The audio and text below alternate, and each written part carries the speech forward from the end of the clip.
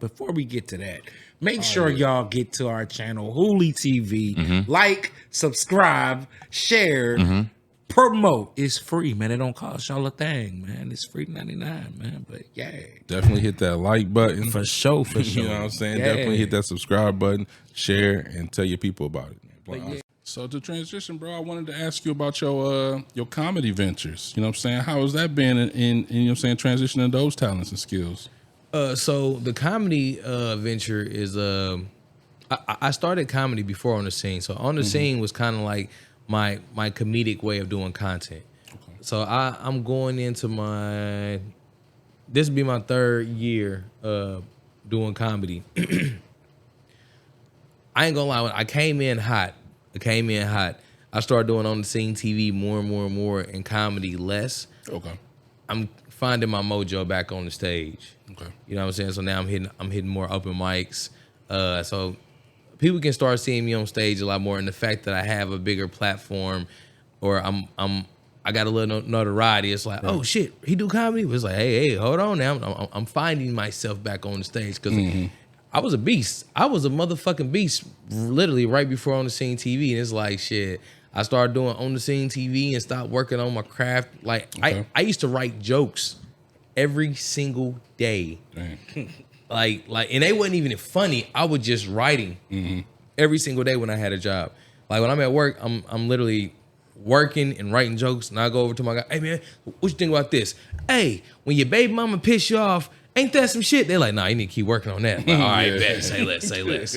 So I'm just still going through my motions and finding myself on stage. It's like finding a voice was number one. Now I got the voice. Okay. Like I knew my range. A lot of people be trying to still work on their deliveries. Like, all right, how do I sound? I'm like, all right, because listening to people like Kevin Hart, Eddie Murphy, Richard Pryor, everyone has Bernie Mac. Everyone has their own voice. Yeah, the signature voice. Yeah, and it's like, okay, once you find your voice, everything else should come through easy. You just got to learn how to take your time and still present yourself. Because like even then, like Bernie Mac has one of the strongest presence in the comedy game, dead or alive. You know what I'm saying? It was so strong. People still do. America, you know what I mean? Listen here, motherfucker. You know? and even then, it's like, man, that nigga, hey, he is truly one of a kind. Man, him and Robin Harris, man. Oh, That's my one of my mama. favorite. Yeah, everybody say I look like him. I used to look like that nigga. Robin Harris? Yeah, man. Test tube, baby. But Man, yeah, what? Yeah, he had his own too, man. He was gonna be something special. He was something special. Yeah. He was something very motherfucking special. Hey, he had this one bit I will always remember. He was like, it's like Compton. I was like, man, fuck Compton. He was like, the price of living is going up and the chance of living is going down. I said, fucked up. Yeah, man. Everybody know that one part of, he was arguing with the cop. I'm from a place called Fresh Off a Cop's Ass. Yeah, it's making me homesick. And I was going to ask, so I had seen recently you had did something at the Leak with Boo Man and Cammy the Brat. Yeah, hell yeah. Yeah, that shit was lit. We had a trio, you know what I mean, 3-part comedy thing. So with shout out to Ladina, shout out to Boo Money, shout out to Cammy the Brat. But what Ladina does, she's she was doing this prior to me and her working together. She had Laughing at the Leak. Okay. And really a chance to give the comedians and people to showcase their talent, you know what I'm saying? Bring in the live audience, bring the people there, and the fact that she has her own establishment. That's what I love about black business owners. When you own your own establishment, you can do so much for other people. Right. Thank you, Ladina. But yeah, so that was great. And that was our second time doing the show. We're about to start doing it more often. Mm-hmm. When Drewski came down here, did you get involved with that? Hell, man, I went down there, man. They weren't fucking with your boy. That's because, like, all right, they wasn't looking for comedians. Okay. And if you had to know that, like, if we would have knew that prior to going there, it'd have been a little bit different. Like, now if you did music, and I did music at a point in time, but I wasn't like about to be sick because it's fucking Drewski. Yeah. I'm not. They're like, man, bring your best shit for what? Bring my best shit for this nigga to be like, man, get this nigga the fuck out of here. Right. Like, no, I'm not about to bring. This is Drewski. We watch people get on this show and be fucking animals. I'm like, no, you guys should bring your best shit. No, why are y'all? Why do people got to get pre-screened to go back here?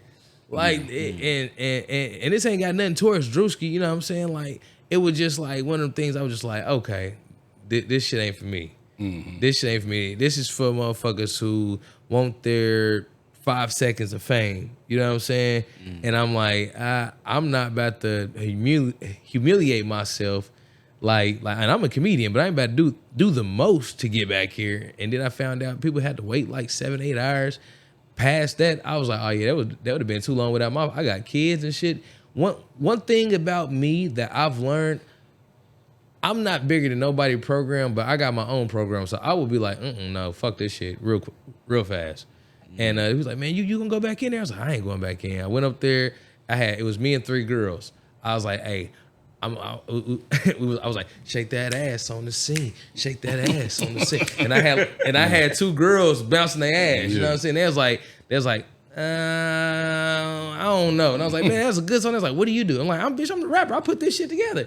Yeah. And they were like, let's do it. Let's see it again. I was like, all right, bet. Come on. 1, 2, 3. Shake that ass on the scene. Shake that ass on the... And they was like, no. The chick did a headstand. They was like, she goes through. You other 2 can go home. And I was like, all right. I was like, bitch, make me proud. Yeah. Nigga, man. It made me proud. So, yeah. She got through there. She got to meet Drewski. And I'm happy for that. Hey, yeah, somebody from the team got it. I don't get... Hey. And I had a chance to come back. Me and Ray Bob pretty cool. Ray Bob was like, hey, man, give me a call when we get there. But I did. It's how God bless you. The content I did from being out there did so well, I got booked the same day. Oh, okay. Somebody was like, hey, man, how much you in charge to come here and do it? I said, nigga, I'm on the way. Thank you, Drewski. Right. Man. And then I was going to ask, so now at this point, I feel like you got a prominent platform in NAP. You know what I'm saying? When was the turning point for you, or when did you start seeing like, people are really excited to see you on the scene TV when you pop out? I think the first time I got invited in a club, because being on the street was one thing. Yeah. Like I'd be on the street, and that's where I started. Like it's like when I first started to go heavy on the scene TV was during the NBA Finals. Shout out to the Pacers, even though we lost. Big shout out. Everything was lit. Yeah, man. During that time, everything was lit. That, believe it or not, that's what took me in on the scene TV to the top. Okay. I was out there consistently every day. And man, one time, funniest story ever. So I was engaged at a point in time, and me and my ex, we ended up breaking up. So one night I'm downtown, and it's one of the final games. And I used to go to, I think it's like Pier 48. It's a bar right across from the Gameridge. And I went to the same bar every single day. I'm going there because like once the game let out, I was in a great location to get to the fans. Mm-hmm. And I'm in the bar, and my ex walk in, and like I'm sitting right here. She sit probably where you at, bro. And we watching the game, and like I want to look over here so bad, but I can't. So I'm like, watch the game. Watch the game. And I got so drunk because I was trying to like not, you know what I'm saying? I'm like, hey man, let me get another, what the fuck was I drinking on? Keep your mind off her. So you keep my mind off her. And like once I got lit and the game let out and I was tipsy, I went out there and fucking killed it. I went outside and when I say I killed it, I fucking killed it. I said, oh yeah, tonight gonna be a good night. And I put that footage out. Mind you, at the time, I wasn't really seeing no big views. I'm seeing like maybe like 6,000, 7,000. And then like, man, people like, oh man, mind you, I got the red jacket on every single night. That shit went bananas. And the next night, it was like now people start looking for me like, hey man, hey, you gonna be down there again? I gotta get on the scene. Yeah. I'm like, hell yeah, I'm gonna be down there. And man, that took me up. And then after the finals, I was like, all right, what I'm gonna do? And I just started going downtown, talking to the people during the clubs and stuff. And oh man, I remember you.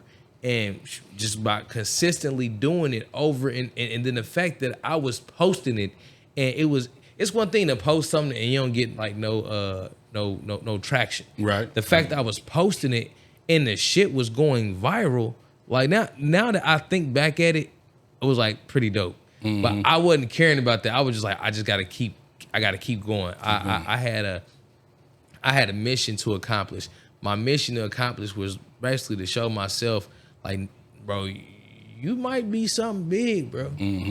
Like, you was basically trying to go for your brand visibility. Yeah. You know what I'm saying? But then the numbers start getting so crazy. Yeah, and to be always honest, y'all, it ain't even on the scene. It's Rychard V. Everybody love. Like the anybody else could do on the scene, the motherfucker be like, where's Rychard V?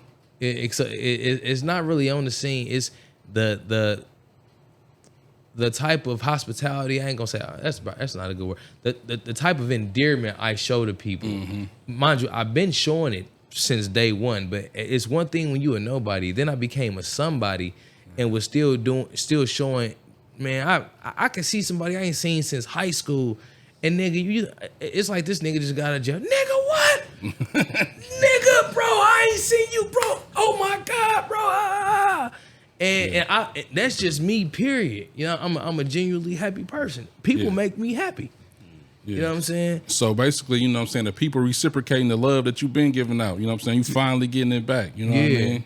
Man, that's what's up, man. That's a wonderful thing, though, for real. Always feel good to finally get the love back that you always, pushed out. Hell it's always a good thing. Now, speaking of, so what's the difference or the backstory with the On the Block TV? Y'all shit. I know y'all cool now, ain't y'all? Hell nah, fuck that nigga. Damn. I thought this was the blunt honest. It is. It is blunt honest. That's why we had to ask the question. We had to ask the question. Bullshit. Yeah, man. Nah, man. But for real, man. I'm be always honest. Yeah, and until he changed his name, it's fuck that nigga, man. Because that kind of hurts my brand. Because I'm gonna say this: I was the first nigga that was going out and really showing that media cross between niggas being unapologetically hood. You know what I'm saying? Like I ain't gonna say I'm the first nigga. I brung that to the table last year. Right, okay. It may have been brung to the table before, but I brung it back to the table. Okay. You know what I mean? Nigga 30th Street, hey man, we on the scene, we want to and then just like transition to somebody else, and somebody else. And you're giving the viewer so much they can't even put their phone down. You're like, oh shit, what the fuck is going on here? And he want to create that so bad and can't. Damn. So, I haven't watched this content a lot, but from what I understand, it's it's that, like you said, the hood environment content as far as wherever you may be at, doing the same type of thing. I feel like what's they say, flattery is the best form of, what's it called? Is the best form of flattery? You know, and I don't mean people say that. People say that, but it's a whole nother thing of a motherfucker trying to steal your patent. You know what I'm saying? Like, all right, bet somebody else want to do a podcast. They do a podcast. Right. Do a podcast. Just don't call it Honestly Blunt. Somebody gonna do it. Motherfuckers say, hey, we gonna call this Honestly Woods. Yeah. We gonna call this Truth in Woods. You like, nigga. Like, what the fuck? Nah, man. And that's the thing about being a creative. You know what I'm saying? I want other niggas to pick up a microphone. And mind you, like I said, I didn't do anything that I didn't see other people. I was watching niggas doing interviews. I said that. Right. Wait till I do this shit. I'm adding personality. I'm adding this. I brought everything to the table to make it me, fit me. Even when me and Boo Money started it, it's not the same way as how it looks when me and him started it. It started from being a newscast, always got a witness. Now it's a social media personality, and I go out and fuck with the people. You know what I'm saying? No difference than Bill Bellamy from in MTV or what's my guy named Fab Five Freddy. You know what I'm saying, from your MTV Raps. And these two people that I kind of tried to hone myself into. Like, okay, they was one with the community. They was one with the people. You got to make yourself one with the people. And it's more than content. Let me tell you this. When you outside and you getting content, when I get content, my job is never to get somebody in a bad light and try to embarrass them for numbers. Yeah. My job is to either one, create a moment. You know what I'm saying? Like now I create moments. Like, all right, but this is an intentional moment we're about to create right here. This ain't me getting you off guard for shits and giggles. And I know I may see you at the club, and I done got 100,000 likes off of you.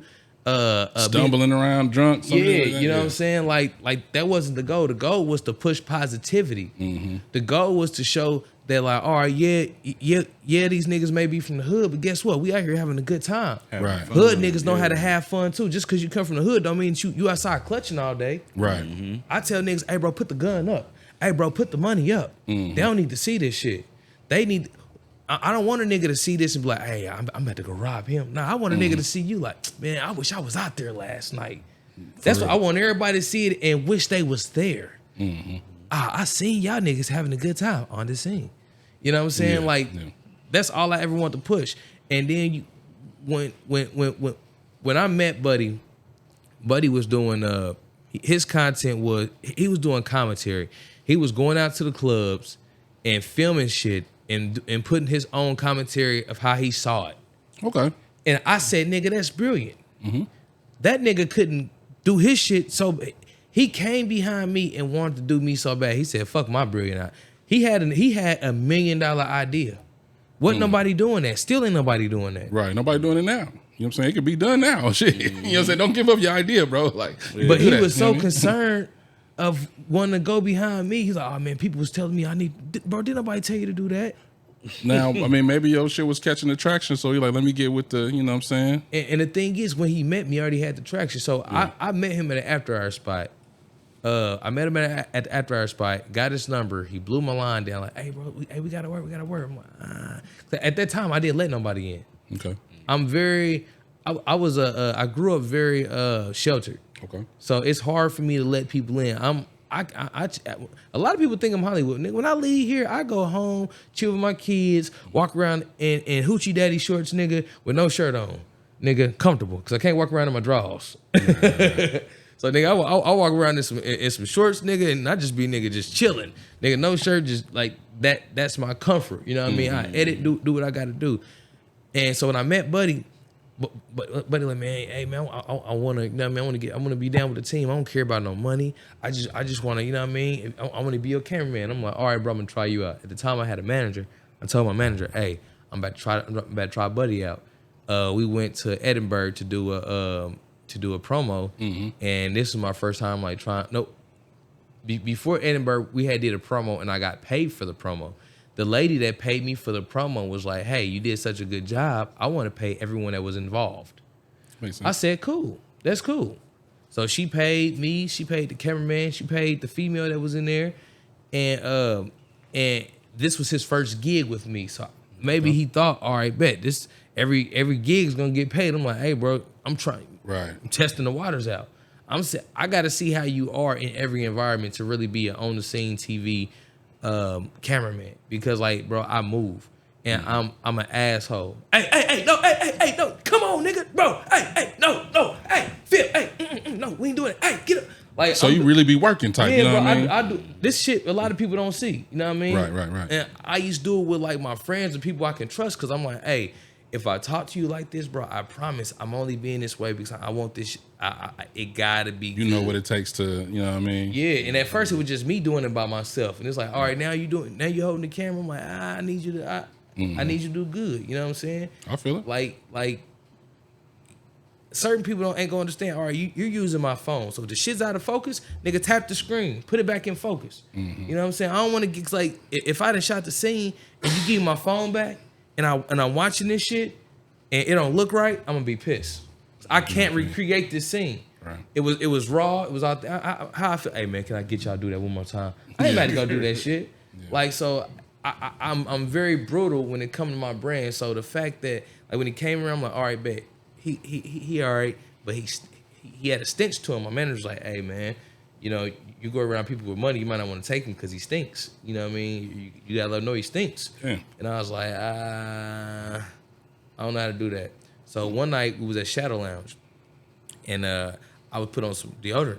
I was like, hey man, shit, put on some deodorant. You need some deodorant to smell good? Nigga was like, nah, I'm good. Okay. No, the fuck you ain't, nigga. No, you ain't. But so we went did the shit, and that night I seen something, and we being blunt honest, man. Yeah. I don't really share my shit like this. Bro picked up my mic, and a cameraman has never picked up my mic. Okay. Cameraman ain't never picked up my microphone. And that nigga was like, yeah, got D Trails on the scene. I'm about to take over right now. And like, I was like, why the fuck you say that? 2 weeks later, he's doing On the Block. Damn. How long did he work with you? A week. Only worked a week? Damn, so that's not really a week and a half. You know, that's not really a relationship. You know what I'm saying? He said he was tired of living in my shadows. Shit, bro. You any apprentice, you know what I'm saying, you got to work with the master until you know what I'm saying, level up and get your license. You still ain't training, nigga. And so that's why that story, like, had it been anybody else, bro, I'd be like, you know what, I'm gonna let him have that. Mm-hmm. I inspired y'all, I might fuck with y'all, but nigga, you was no, bro, no. I will never in my life get over that shit, and until a motherfucker right is right and wrong is wrong, bro. Like on some real shit, like I work hard, bro. I work. Mm-hmm. I put my job on the line a lot of times for this shit. Mm-hmm. And until I end up quit, I done sacrificed time with my kids, time and everything for on the scene TV just to let a nigga destroy some shit that I ain't gonna say destroy, but try to separate like some shit that I built. You know what I'm saying? Like I feel it. I was going to the ball. You know what I'm saying?